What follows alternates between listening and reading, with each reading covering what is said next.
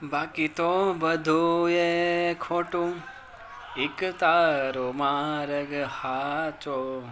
અત્યારે જ્યાં હોય ને આ જ કડી સંભળાય છે.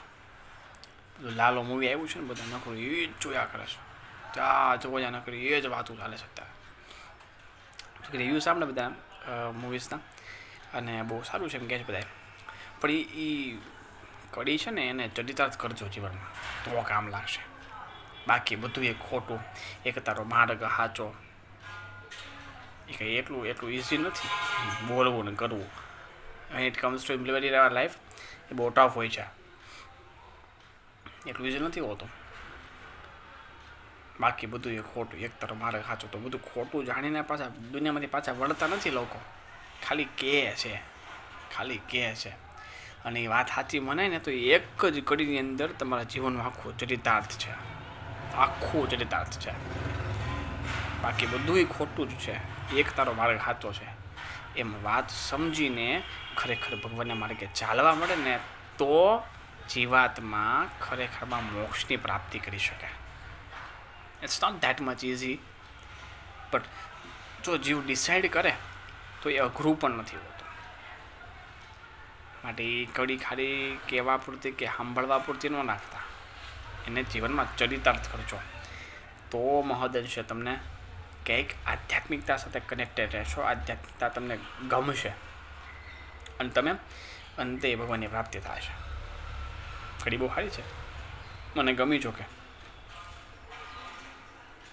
બાકી બધું એ ખોટું, એક તારો માર્ગ સાચો. માર્ગ જ સાચો છો. એટલું આ દુનિયામાં આવ્યા તે બધું કરવું પડે. ધંધા, બિઝનેસ, નોકરી, કુટુંબની, સંતાનની, બધી એક જવાબદારીઓ સંપૂર્ણપણે નિભાવવી પડે. એક જવાબદારી સંપૂર્ણપણે નિભાવવી પડે. અને એ નિભાવતા એ આપણી ફરજ, એ આપણી જવાબદારી આશક્તિમાં ન પલટાઈ જાય, એ પણ ધ્યાન રાખવું પડે. નહીંતર ભરતજી જેવું થાય. ભરતજી, ભગવાન સ્વામિનારાયણે ભરતજીને વચનામૃતની અંદર 12 વખત યાદ કર્યા, 12 times. મહારાજ કે જોજો આ ભરતજી જેવી દશા ન થાય.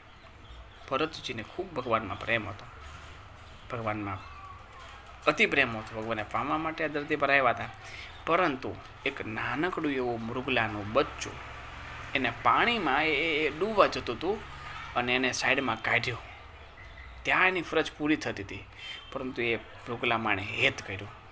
એ મૃગલાનું હેત એને બીજી વખત 3 જન્મ ધારણ કરવા પડ્યા.